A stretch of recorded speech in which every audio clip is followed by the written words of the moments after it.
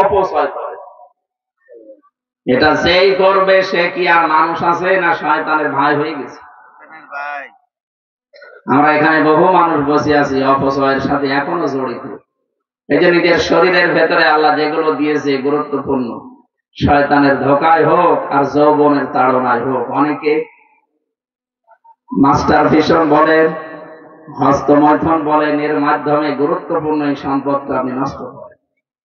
যারা এগুলো করছেন সে যেভাবেই হোক এটা বন্ধ করা লাগবে। 70 ফোঁটা রক্ত দিয়ে 1 ফোঁটা বীর্য তৈরি হয়, অথচ এটা যৌবনের তাড়নায় পড়ে আমরা শয়তানের ধোকায় এটা ফেলে দেই, নষ্ট করে দেই। এই এলাকায় এসব করে না মনে হয়? হ্যাঁ, এগুলো বন্ধ করা লাগবে, গুরুত্বপূর্ণ বিষয়টা। হয়তো অনেকে জানেন বা জানেন না। যদি এভাবে চালাতে থাকেন, আপনাকে বাবা মা আশা করে বিয়ে দেবে, কিন্তু বউ চলে যাবে, তখন দোষ হবে ওই মেয়েটা। ওই মেয়েটার কোনো দোষ নেই, কারণ আপনি হয়ে গেছে চাচা এর সাথে, উপরে ফিটফাট, ভেতরে সাথে। 80 বছর বয়সে স্ট্যাটাস দিত যে আমার যৌবন এখনো অটুট। দেখেননি মরণের আগে স্ট্যাটাস দিয়েছিল যে আমার যৌবন এখনো, অথচ ভেতরে মাল নেই। এই জন্য তো বিদেশে চলে গেছে।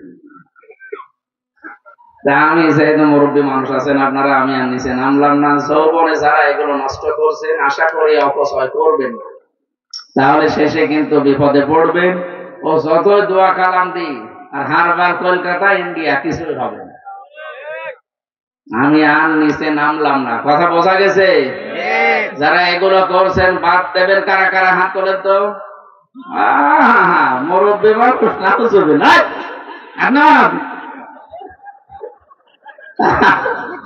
আরে মুরব্বী রে, কিসের কারণে আপনি হাত দিয়েছেন? আমি কি বলছি আপনি বোঝেন? কোন কারণে হাত তোলেন? আপনি যদি এখন কাজ করেন, যুবক মানুষ লাইন দিয়ে করবে। না না, এটা করা যাবে না। মুরব্বী মানুষ হয়তো না বুঝে হাত দিয়ে ফেলিস। যৌবন বয়সে করতে পারে, আল্লাহ যেন মাফ করে দেয়। অপচয় করা যাবে না। আল্লাহ নিজে বলছেন, আমি শুধু ফতোয়া দিয়ে শেষ করে দেন। এই বাতাস কিভাবে দাও, এই জায়গায় দাঁড়িয়ে দেন। 2 মিনিট দিলে হবে। তাহলে অপচয় একেবারে শরীর থেকে শুরু। কোন জায়গায় আমরা যেন অপচয় না করি। আজ বাংলাদেশে যত অপচয় হয়, এগুলো যদি বন্ধ করা যায়, এ দেশ আর পৃথিবীর কাছে ভিক্ষা করা লাগবে না। আমরা বিভিন্ন জায়গায়, আমি নাম নিলাম না তাই, বহু অপচয় হয়েছে। একটা মেয়ে বিয়ে দিতে হয়তো 15,000 টাকা হলে হয়ে যায়, সেখানে 15 কোটি টাকা খরচ করে, এরকম বাবা ছিল না? কি দরকারে অপচয়টা করা? তুই নিজে যদি 50,000 টাকা দিয়ে মেয়েটা বিয়ে দিয়ে বাকি টাকাগুলো গরিব মানুষের জন্য ব্যয় করতো, ওর মেয়ে আমার মনে হয় আরো হাজার হাজার মানুষের দোয়া পেত। কিন্তু যা করে, দোয়া তো দূরের কথা, খাবার দাবার যাই দেয়। এমন মানুষকে খাবার দিয়েছে 5 পিস গোস্ত পায়, দেওয়ার সময় কেমন খাইলেন, খাবার হলো দাঁতের ফাঁকা তো বন্ধ হয়নি, তার মানে ওর দাঁতের ফাঁকা হয়ে। এই কথা বলেন না কেন? এই জন্য আরো বদনাম হয়। আর মেয়ে বিয়ে দিয়ে যারা দেখছেন, মেয়ে বিয়ে দেওয়ার সময় এই যে যারা বরযাত্রী যায় মেয়ের বাড়িতে, এগুলো একটা ইতো ছোট লোকের। কোন ইসলামে আছে বরযাত্রী যাওয়া লাগবে? ইসলামে আছে অলিমা করা লাগবে। অলিমা করে কি মেয়ের বাড়ি না ছেলের বাড়ি? আপনারা কি করেছেন বলেন? এটা বলা ঠিক না, কারণ আমিও ধরা খেয়ে যাবো। আমিও তো ওই সময় জানতাম না। আমি 7 জন নিয়ে বিয়ে করতে গিয়েছিলাম আমার দাদাদের। এখন শ্বশুরকে আর শাশুড়িকে বলেছি যা খরচ হয়েছিল অন্তত ওই বরযাত্রীর টাকা আমি, বেশি তো না, 7 জনের নয় 200 টাকা করে হবে, 1-1.5 টাকা দিলে শেষ। কিন্তু যারা 150, 200, 300 মানুষ নিয়ে যান ফকিরের মতো, হ্যাঁ, এখানে বরযাত্রী যান কারা? হাত তোলেন তো। এই 200, ঠিক আছে। এলাকায় মনে হয় সিস্টেম নেই, অলিমার সিস্টেম আছে আলহামদুলিল্লাহ। অলিমা করা লাগবে। নবীজি যতগুলো বিবাহ করেছিলেন সব কি বরযাত্রী না অলিমা? বলেন। আমরা যেন নবীজির সুন্নাতের বাইরে না যাই। এখন থেকে বিয়ে করতে হলে ছেলের বাবা যারা আছেন এত কষ্ট করে 18-20 বছর 22 বছর মেয়েটাকে শ্রম দিয়ে লেখাপড়া শিখিয়ে খাবার দাবার দিয়ে আপনার বাড়িতে দিচ্ছে, এই তো বড় কিছু। ওরা যদি মেয়ে দিয়া বন্ধ করে দেয়, আপনার ছেলে কন্ট্রোল করতে পারবেন? ছেলে জাহান্নামে যাবে, ছেলে আপনিও যাবেন ওর কারণে। এদের মেয়েটা যে দেখছে, এই জন্য দয়া করে অন্তত তারে আরো ধন্যবাদ দেবেন। আরো 200-300 মানুষ নিয়ে তার বাড়িতে আপনি হাজির হন ছোট লোকের মতো, জিনিসপত্র ছায়া। কি মানুষ না জানোয়ার? জালেম। মেয়ের বাড়ি থেকে একটা পানও খাওয়া জায়েজ নেই জোর করে, আর আপনি ভদ্রতার খাতিরে খান। কিসের ভদ্র? আপনি তো অভদ্র।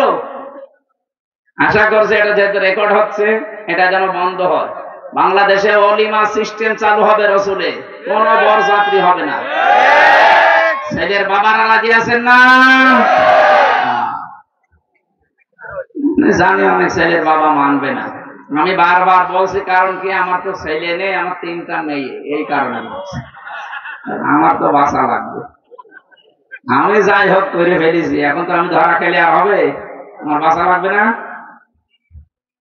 না, আমি হাদিস বললাম ভাই।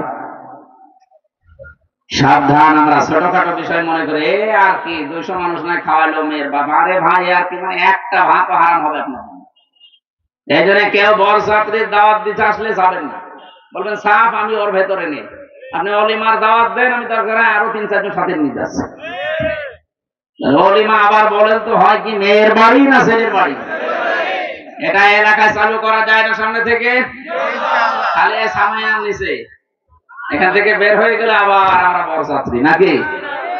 আশা করছি আপনি মেনে নেবেন, তাহলে উপকার হবে। কারণ এই সুন্নতটা এখন মরে গেছে।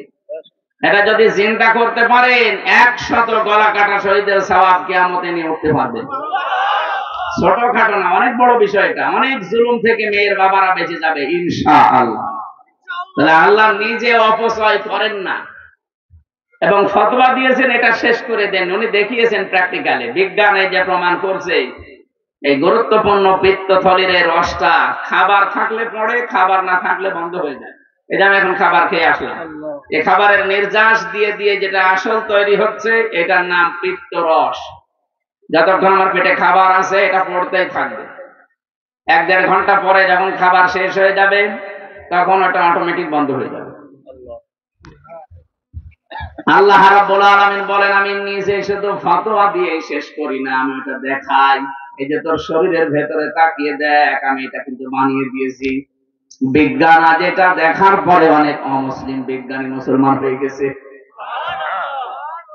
আজকের এই মাহফিল অন্তত যারা সাজিয়েছেন, 2-1টা অপচয় রোধ হয়েছে। রাতের বেলা দিলে অনেক লাইটিং করা লাগতো, চারিদিকে ঘিরে দেওয়া লাগতো। এই সমস্ত বিষয় থেকে আমার মনে হয় দিনের বেলায় আসর থেকে মাগরিবে 1-1.5 ঘন্টা এই সময়টা চালু করা দরকার। আগামী থেকে আমার মাহফিল গুলো আমি এভাবে সাজাবো, হয় আসর থেকে মাগরিব পর্যন্ত দেবেন, নাই মাগরিবের পর থেকে এশা পর্যন্ত দ্বিতীয় বক্তা, এশার পরে রাত 9টায় যেন মাহফিল শেষ হয়ে যায়, সাইদ সাহেবের মতো। সারা বাংলাদেশে এটা চালু করব, আমি আশা করছি পারবো। কারণ আমার মাহফিলে যে চাপ, যা বলবো তাই তো। 1-1 বছরে মাহফিল আসে প্রায় 3-4 হাজার, সেখানে 1-150 মাহফিল। যারা শুনবে নেব, না শুনবে এটা পাবো। আশা করছি আমি সামনে থেকে এই সুন্নতটা চালু করতে পারবো। কারণ রাত 9:30-10টার পরে মানুষের এই মেধায় ঘুমের একটা চাপ আল্লাহ দেয়। ওই সময় না ঘুমালে পরবর্তীতে কয়েকটা রোগ হয়। তার 1 নম্বরে ডায়াবেটিস। এটা আমার শরীরে এখন প্রায় 19 ডায়াবেটিস। এগুলো হয়েছে আমার জেলখানায় যাওয়ার পর, এর আগে ছিল না। জেলে যাওয়ার পরে তো ঘুম আসতো না, 24 ঘন্টা একটা কন্ডেম সেলের ভেতরে রেখে দিয়েছিল, তালাবদ্ধ, যোগাযোগ বিচ্ছিন্ন। এই টেনশনে ঘুম আসতো না, এই কারণে এই রোগটা আমার শরীরে বেঁধে গেছে। যদিও ডায়াবেটিস আমার মনে হয় 100 ভাগ ভালো হবে না, কারণ এখনো তো রাত জাগা পড়ছে। সেদিন পুরা শরীর দেখানোর পরে ডাক্তার আমাকে বারবার বলছে আপনি ঘুমান, বিশেষ করে রাত 10টার পরে আর জেগে থাকেন না, তাহলে কিন্তু আবার ওই রোগ বেড়ে যাবে। 10-12 দিন পড়েছিলাম হাসপাতালে। আমি জানি না যে আমি বেঁচে আছি কিনা, এই সাইডটা পুরা একেবারে ড্যামেজ হয়ে গেছে। আল্লাহ আবার অন্তত ফিরিয়ে দিয়েছে। কিন্তু আপনারা যদি এখন আবার রাত 11টা-12টায় তোলে, বারবার বলার পরেও যদি এখন গরু দিয়ে চাষ করে খাবেন, গরু যদি মরে যায়, তাহলে চাষ করবেন কি? যে গরুটাকে বাঁচিয়ে রাখা দরকার কিছুদিন। বলছে ঠিক, তার মানে আমি গরু আসলে জানে আমি আসলে একটা গরু, আর আমার গরু হিসাবেও যদি কে আমাকে মাফ করে দিত। এ মাহফিলের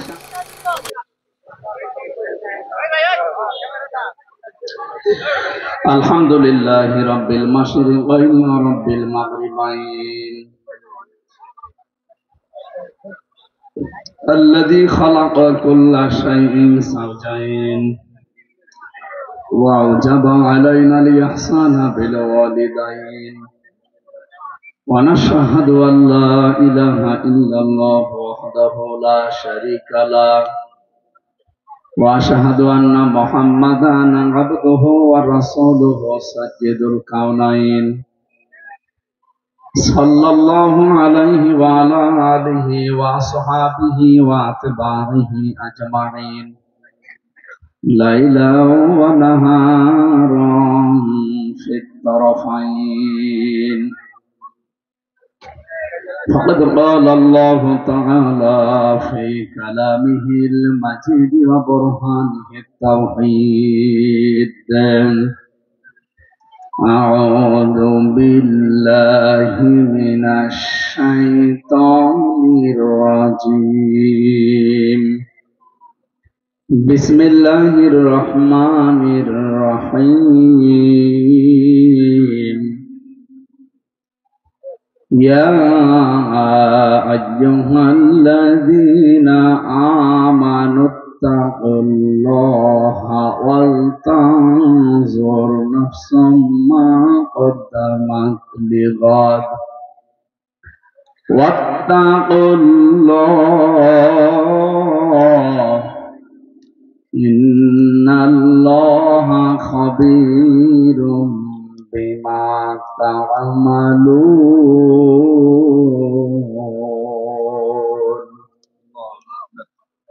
صدقت يا ربنا اللهم صل على محمد وآله وصحبه وبارك وسلم মাইকের আওয়াজ তো সেরকম নেই, আপনারা দুইজন একটু পিছামতে আওয়াজ বাড়িয়ে দিতে বলেন, যদি আওয়াজ থাকে ওই মাইক দরকার আমার কানের দিকে ঘুরিয়ে দিন, এই যে এইগুলো আমার কানের দিকে ঘুরিয়ে দিন, একেবারে রওশনের সাথে মতো হয়ে গেলে তো সমস্যা, সবেরই চলে বিরোধী দলীয় নেতৃত্ব। বাংলাদেশের ঐতিহ্যবাহী জেলা কিশোরগঞ্জ, এমন হয় কিয়ামত পর্যন্ত কিশোরই থাকবে, এ আর বুড়ো হবে না। করিমগঞ্জ থানার অন্তর্গত পালইকান্দা আগ্রহী আদর্শ সমাজ কল্যাণ ও একতা যুব সংঘ সমাজের উদ্যোগে কবরবাসীদের মাগফিরাত কামনায় বিশ্বনবী জানিয়েছেন, যারা মারা যায় এরা এমন অবস্থায় থাকে, সাগরে পড়লে মানুষ যে অবস্থায় থাকে, যদি একটা খড়কোটাও পায় সে যেমন আঁকড়িয়ে ধরতে চায়, মানুষ মরণের পরে ঠিক ওইভাবে দুনিয়াতে কেউ যদি কিছু পাঠায়। আজকে কবরবাসীদের মাগফিরাতের জন্য আপনারা যুবকদের উদ্যোগে আজকে কোরআনের আলোচনা দিয়েছেন, এখানে যতগুলো অক্ষর তেলাওয়াত করা হবে কমপক্ষে 10টা করে নেকি আল্লাহ তাদের কবরে পৌঁছিয়ে দেবে ইনশাআল্লাহ। এটা খড়কোটা পেলে মানুষ যেমন আঁকড়িয়ে ধরে, দুনিয়াতে আমাদের আত্মীয় স্বজন যারা আছে এরা যদি কিছু পাঠায়, হয় নামাজ পাঠাবে, নাই দান সাদগা পাঠাবে, কোরআনে কারিমের তেলাওয়াত পাঠাবে, এরকম কিছু পেলেই তারা ওইভাবে যেন একটু শান্তি পায় যে না একটু কিছু পেয়েছি, বড় অসহায় হয়ে থাকে মানুষ। এদের মাগফিরাতের জন্য আমাদের যেহেতু মা বাবা অনেকের মেয়ে, যদি মারা যেয়ে থাকে কয়েকটা কাজ করা লাগে তাদের জন্য। 1 নম্বরে নবীজি বলেন মা বাবা যদি মারা যায় তার জন্য দোয়া করা। 2 নম্বরে মাগফিরাত কামনা করা, আজকে যেটা দিয়েছে, যেখানে তাদের জন্য মাফ চাওয়া হবে আল্লাহর কাছে। আর নেককার সন্তান যারা এরা যদি মা বাবার জন্য মাফ চায় আল্লাহ মাফ করে দেয়। 3 নম্বরে তাদের যে ওসিয়ত গুলো আছে এগুলো পূরণ করা। তারা যদি দুনিয়ায় কোনো ওসিয়ত করে যায় পালন করতে, অবশ্যই এটা পূরণ করা যদি সাধ্যের ভেতরে থাকে। 4 নম্বরে তাদের বন্ধু বান্ধবী যারা আছে, বাবার বন্ধু, মায়ের বান্ধবী, এদের খোঁজ খবর নিয়ে তাদের সাথে ভালো ব্যবহার করা, সময় সুযোগ হলে সমর্থ থাকলে তাদের কাছে হাদিয়া তোফা পাঠানো। এটা হচ্ছে সন্তান হিসাবে আমাদের দায়িত্ব। নবীজি বলেন, যদি তোমার মা না থাকে তাহলে এই ব্যবহারটা খালার সাথে করবে। খালা যদি না থাকে, খালু যদি না থাকে, তাহলে এই কাজটা করা লাগবে তার বাবার বন্ধু এবং মায়ের বান্ধবীদের সাথে। বিশ্বনবীর স্ত্রী খাদিজাতুল কুবরা ইন্তেকালের পরে নবীজি নিজে খাদিজার বান্ধবী যারা আছে পুরা মক্কায়, বাড়িতে খোঁজ খবর নিয়ে তাদের জন্য হাদিয়া তোফা পাঠাতেন। এটা যদি একেবারে গুরুত্বহীন কাজ হতো, নবীজি জীবন এটা করতেন। কি কথা বলেন? এখন জানি অনেকে আমরা এটা করি না, আমাদের করা দরকার। আমার বাবার বন্ধু যারা ছোটবেলা, হয়তো তারা খারাপ হয়ে যেতে পারে, আল্লাহর পথে না থাকতে পারে, কিন্তু দায়িত্ব আমার তাদের একটু খোঁজ খবর রাখা, সময় পেলে সুযোগ মতো যদি সামর্থ্য থাকে তাদের কিছু দেওয়া। প্রশ্ন আসতে পারে, তারা টাকা দিলে সে বিড়ি খায়, খাক। টাকা দিলে শুধু গাঁজা খায়, খাক। আপনার দায়িত্ব আপনি পালন করে যাবেন, তার ওই পাপের ক্ষতি আপনার পর্যন্ত আসবে। ইয়া আইয়ুহাল্লাযীনা আমানু আলাইকুম আনফুসাকুম লা ইয়াদুররুকুম মান দাল্লা ইযা হাদাইতুম। আল্লাহ তাআলা বলেন, ঈমানদারেরা নিজেকে আগে নিজেকে বাঁচাবে, এরপরে চেষ্টা করবে আশপাশে যারা আছে তাদেরকে বাঁচানো। তাদের এই পাপের কারণে আল্লাহ তোমাকে আর ধরবে না যদি তুমি চেষ্টা করে থাকো। আমরা চেষ্টা করে যাবো ইনশাআল্লাহ।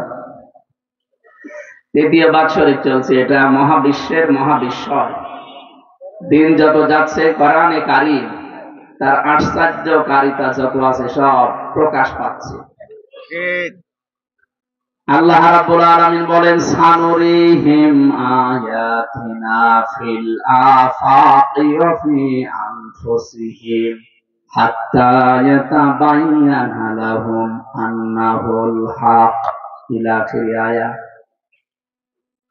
সূরা হামিম সাজদার শেষের দিকে আছে, অতি শীঘ্রই আমি তোমাদেরকে দেখাবো এই দিক দিগন্তের সৃষ্টি জগতে আমার যত আয়াত আছে, নিদর্শন আছে, এমনকি তোমাদের এই 3.5 হাত বডির ভেতরে যে নিদর্শন আছে, এগুলো আমি আল্লাহ তোমাদের কাছে প্রকাশ করব, যেন আমি যে সত্য এটা প্রমাণ হয়।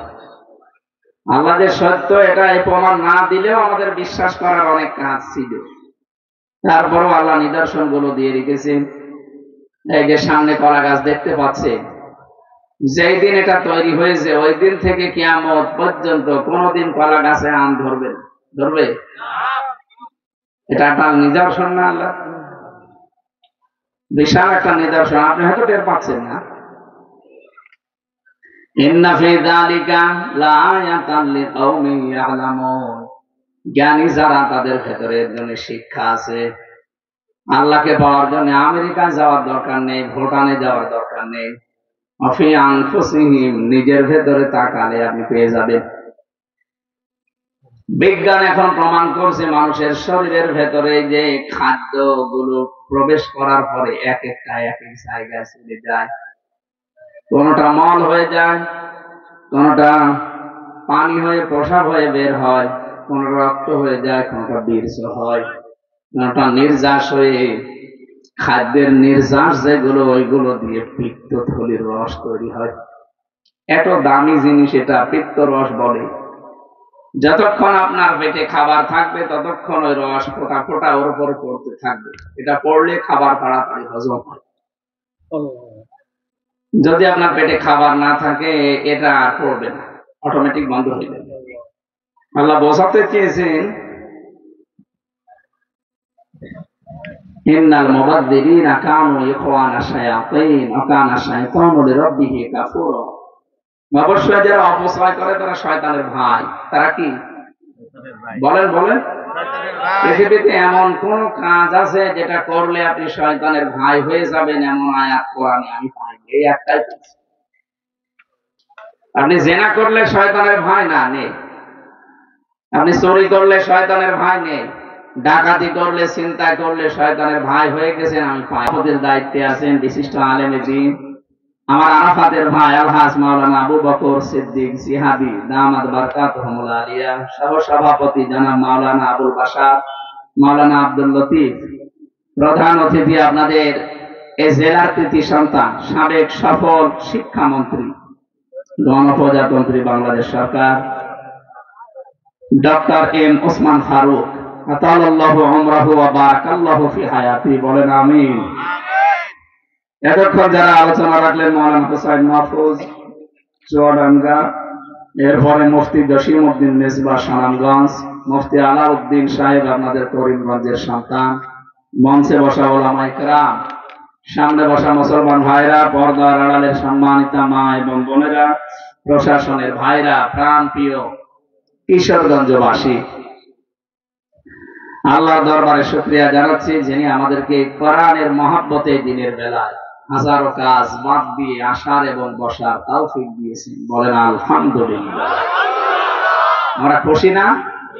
হ্যাঁ, অনেকে বুঝতে পারে আমি তো কিছু পাইনি। কি খুশি? কিছু পাননি? আমরা যে কথা বলতে পারেন এটা কি কম পাওয়া? জানেন কথা বলতে কত কাঠ খড়ি পোড়ানো লাগছে? 27টা স্তর এখানে আছে, 27টা। প্রত্যেক জায়গায় ধাক্কা লাগছে, আর প্রতি জায়গায় একজন তো ফেরেশতা বসে আছে। একজন ফেরেশতা যদি বলে না আমার কাজ আমি আর করবো না, ও সাথে কথা বলতে পারো না পারো আমার কিছু নেই, আপনি আর কথা বলতে পারবেন না। এটা কোরআন হাদিসের বর্ণনা। আর বিজ্ঞানের বর্ণনা, প্রত্যেকটা স্তরের কাছে ফাঁকা ফাঁকা জায়গা আছে। মায়ের স্তনের যে মোটা আমরা যে দুধ খাই পান করি, এই স্তনের ভেতরে আমরা মনে করি একটা ফোঁটা আছে, না 32টা। কত বলেন? আপনি দেখতে পান 32টা, মাত্র একটা মনে হয়, অথচ 32টা ফোঁটা ওর ভেতরে আছে। আপনি একবারে চোষা মারলে যেন গাল ভরে না যায়, যেন 32টা ছিদ্র দিয়ে এসে ওই জায়গায় জমা হয়। যতই টান মারে নির্ধারিত পরিমাণ ছাড়া বেশি আসবে। এতটুকু স্তনের মোটায় যদি 32টা ছিদ্র থাকে, আমার এই কণ্ঠনালী কত বড়! এই কয়েক ইঞ্চি জায়গা, এখানে কয়টা স্তর বললাম? 27টা। 27টা স্তরে ধাক্কা লাগার পর একটা কথা এই মুখের এই গর্ত দিয়ে বের হচ্ছে। এজন্য যারা বলতে পারেন দুনিয়ায় কিছু যদি না পান, কথা বলতে পারেন, এটা অনেক কিছু। এজন্য জবান খুলে বলেন আলহামদুলিল্লাহ। দরুদ আর সালাম পাঠের মাধ্যমে আমরা আরম্ভ করছি কোরআনে কারীমের সূরা হাসর। আমরা 18 নম্বর আয়াতটা পড়েছি। গুরুত্বপূর্ণ একটা মেসেজ আজকে আয়াত থেকে আমরা পাবো আশা করছি ইনশাআল্লাহ। জবান খুলে কোরআনের সোনালী আয়াত আপনি আরেকবার পড়েন, প্রতিটি অক্ষরে যেন 10টা নেকি আমলনামায় আল্লাহ বসিয়ে দেন। আউযু বিল্লাহি মিনাশ শাইতানির রাজীম। এই যে এই শব্দটা বললাম, পৃথিবীতে কেউ যদি রাগকে কন্ট্রোল করতে চায়, রাগ যেহেতু শয়তানের তরফ থেকে আসে, আর শয়তানকে বাধাগ্রস্ত করার জন্য, বাধা দেওয়ার জন্য এটা আল্লাহর শেখানো দোয়া। ফাইজা ক্বরাতাল কুরআনা ফাস্তাঈদ বিল্লাহি মিনাশ শাইতানির রাজীম। হে নবী, আপনি যখন অন্তত কোরআন পড়তে যাবেন, মাস্ট বি আপনাকে এটা পড়া লাগবে। প্রশ্ন আসতে পারে, কেন নামাজ পড়লে তো আউযুবিল্লাহ পড়া লাগে না, রোজা রাখলে তো আউযুবিল্লাহ পড়া লাগে না, হজ করতে গেলে তো আউযুবিল্লাহ পড়া লাগে না? লাগে। কেউ যদি আউযুবিল্লাহ না পড়ে হজ করে, হজ হবে না? পৃথিবীতে কোনো ইবাদত নেই যে আপনি আউযুবিল্লাহ পড়েননি হবে না, তা না, কখনো হবে না। সম্ভব, প্রত্যেকটা ইবাদত আপনার হয়ে যাবে। কিন্তু কেউ যদি কোরআন পড়ার আগে আউযুবিল্লাহ না পড়ে, ওর কোরআন পড়া তো হবে না, আরো গুনাহ হবে। কারণ এটা আল্লাহর নির্দেশ, ওয়াজিব। এটা না পড়লে আপনাকে মাস্ট বি গুনাহগার হওয়া লাগবে, এটা ওয়াজিব। কেন? পৃথিবীর কোন ইবাদতে শয়তান মানুষকে এত ধোঁকা দেয় না, কোরআনের কাছে আসতে গেলে যত ধোঁকা খাওয়া লাগে। এজন্য দেখবেন পৃথিবীর কোন কাছে শয়তানের বাধা নেই, যত বাধা কোরআনের অনুষ্ঠানে। কোরআনে কারীমের শিক্ষা দীক্ষা প্রচারে কায়েমে যারাই আসবে, কোরআন তাদেরকে বাধা দেবে। কারণ শয়তান ভালো করে জানে, মানুষ যদি কোরআন পড়ে, বোঝে, আমল করে, আর কোরআন যদি কায়েম হয়ে যায়, আমি যে শয়তানি করি এ করব কোথায়? বন্ধ হয়ে যাবে। আর শয়তানের যত কাজ আছে কোরআন চালু হলে সব বন্ধ হয়ে যাবে। এক কথা বলছেন না? শয়তানের কাজ মনে করেন যে চাঁদাবাজি করা, এটা কি ইমানদারের কাজ না শয়তানের? আরো জোরে বলেন। আগস্টের 5 তারিখের পর থেকে নতুন করে যারা চাঁদাবাজি আরম্ভ করেছেন বিভিন্ন জেলায়, এই জেলা মনে হয় শুরু হয়নি, বিভিন্ন জেলায় এগুলো চলছে দেখছি। হ্যাঁ, আপনারা মাজলুম, আমরাও মাজলুম ছিলাম, শুধু 14 দল বাদ দিয়ে। এই কথা বলছেন এখন? এই কথা বলেন কি কি গল্প করেন? কিসের গল্প আপনার? অতটুকুর জন্য আপনি গল্প করছে, দরকারে মাটিতে বসে। আমার কথা ছিল এই যারা এই যে কাজ আরম্ভ করলেন, বলে আমি মজলুম ছিলাম এ কারণে করেছি, মজলুম আপনার মতো আর কেউ ছিল না বলেন? তারা কি এখনো চাঁদাবাজি করেছে? তারা যদি এত 17 বছর মজলুম হয়ে চাঁদাবাজি না করে, আপনি করতে গেলেন কোন কারণে? আপনার চাইতে তার হামলা মামলা কি কম হয়েছে? আপনার চাইতে বেশি বেশি বেশি, সবচাইতে বেশি এই দেশে মাজলুম যারা, তারা তো কিছু করে না, আপনি করতে গেলেন কোন কারণে? হ্যাঁ, এটা যদি কোরআনে কারিম কায়েম থাকতো, চাঁদাবাজি না ছয়াকার দয়াকারও থাকতো না। কথা বলেন না কেন? গ্রাম তো এই জন্য টের পাচ্ছে না। শহরে যাবেন করিমগঞ্জে না কিশোরগঞ্জে, বাড়ি বানাতে গেলে ছোট ভাই আসে, মেজ ভাই আসে, সেজ ভাই আসে, বড় ভাই আসে, মিষ্টি খাবে। কয় টাকা? 150 টাকা, 200 টাকা, 500 টাকা দেন না, 5 লাখ। আরে ভাই, মিষ্টি কোন দেশের মিষ্টি? 5 লাখ টাকা লাগে মিষ্টি খেতে। একে মিষ্টি না চাঁদাবাজি? বলেন। আপনি মিষ্টি খাওয়ার নামে নেন আর যে নামে নেন, এইটা বন্ধ হয়ে যেত যদি কোরআনে কারিম এই দেশে কায়েম থাকতো। এই জন্য আমরা চাই কোরআনে কারিম যদি সত্যি কায়েম করতে পারি, আমাদের যত রকমের অধিকার আছে সব আদায় করতে পারবো, একটা অধিকার বাকি থাকবে না ইনশাআল্লাহ। এই জন্য কোরআনে কারিমের এই আইন প্রতিষ্ঠা করার জন্য যারা চেষ্টা করে, এই কাজ হচ্ছে ফরজ। শুধু ফরজ না, ফরজে আইন। প্রত্যেকটা মানুষের জীবন এটা ফরজে আইন যে আল্লাহর কোরআনের আইন দেশে চালু হোক। এটার বিরোধিতা যারা করে তারা কাফের। আর এটার জন্য যারা চুপ থাকে যে না আমি কোন দলে নেই, চুপ, ওটা মুনাফিক। কোরআনের বিধান চালু করার জন্য চেষ্টা করা ফরজ, বিরোধিতা করা কুফরি, চুপ থাকা মুনাফিকি। এখন আপনি কোন দিকে আছেন বলেন? আপনি কি কায়েমের পক্ষে আছেন না বিরোধিতায় আছেন না চুপ আছেন? বলেন, আপনি বলেন। কায়েমে থাকলে আপনি মুমিন। কথা বুঝতেছেন? যদি বিরোধিতা করেন ডাইরেক্ট ইনডাইরেক্ট যেভাবেই হোক, আপনি কিন্তু কাফের। আপনি মরে গেলে আপনার জানাজা পড়ে লাভ হবে না। আর যদি চুপ থাকেন যে না আমি কোন দলে মলে নেই, আমি আছি একেবারে আল্লাহর রাস্তায়, চুপ আছি, আপনি মুনাফিক। আর মুনাফিক হয়ে মরে গেলে ইন্নাল মুনাফিকিনা ফি দারকিল আসফালি মিনান নার, জাহান্নামের একেবারে নিচে যাওয়া লাগবে। এত সহজ ভাবে বলার পরও মানুষ না বোঝার ভান করে বসে থাকে। কি মানুষ না কলেরা? এত সহজ ভাবে ভেঙে ভেঙে বলা হয়, এরপরও কিছু মানুষ না মনে হয় রাজনীতি করছে। আরে শয়তান, মনে হয় নবী যদি এখানে এসে বলতো, নবী দিকেও বলতো যে হয় মনে হয় বলতো। এর চাইতে সহজ ভাবে কি করে বলা যায় আপনি আমাকে একটু বলেন, আমি আপনি বুঝি বলেন। আমার তো এর চাইতে সহজ ভাষা আর জানা নেই। আমি জানি আপনি বুঝেছেন, কিন্তু না বোঝার ভান করে আছেন। এক কথা বলেন না কেন? সুতরাং কোরআনে কারিমের কাছে আসলে সবচাইতে বেশি বাধা দেয় শয়তান এই কারণে, কারণ জানে এইটা যদি দুনিয়ার মানুষ বুঝে ফেলে তা আমি যে শয়তানি করে খাই এ বন্ধ হয়ে যাবে। যে কোনো কাজ শুরু করার আগে আউযুবিল্লাহ না পড়লেও গোনা নেই, কিন্তু কোরআন পড়ার আগে মাস্ট বি আপনাকে পড়া লাগবে, যেন শয়তান ধোঁকা দিয়ে আপনাকে কোরআনের কাছ থেকে দূরে সরাতে না পারে। বিসমিল্লাহির রহমানির রহিম। 19টা অক্ষর দিয়েছেন এই আয়াতের ভেতরে। এটা কোরআনের একটা আয়াত, সূরা নমলে আছে। আল্লাহ পাক বলেন 19টা অক্ষর কেন দিয়েছি জানো? তাফসিরে মুফাসসির বলেন জাহান্নাম যে আল্লাহ বানিয়েছেন, জাহান্নামের যে দায়িত্ব প্রাপ্ত ফেরেশতা হচ্ছে 19 জন। কোন মানুষ যদি